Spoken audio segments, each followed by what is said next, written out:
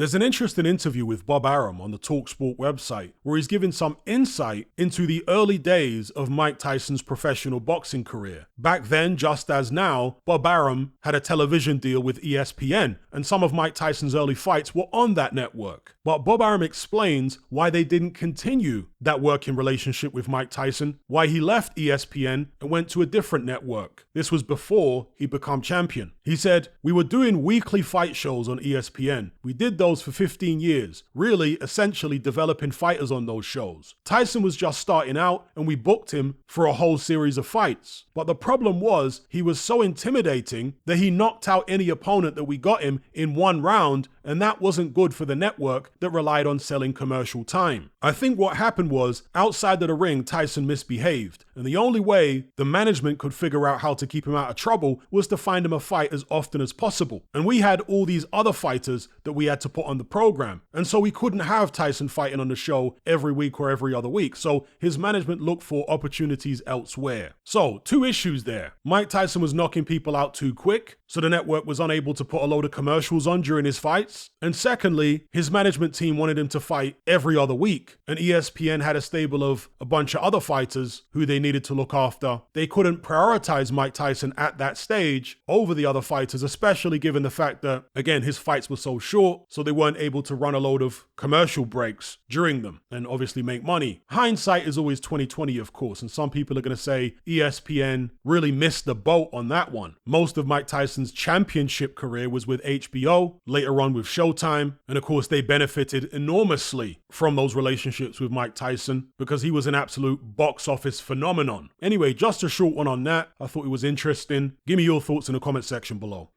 And before I go, some of you have been asking for my post-fight thoughts on Vidal Riley versus Mikhail Lawal, Chris Kongo versus Florian Marku, Erislandy Lara versus Michael Zarafa, and so on.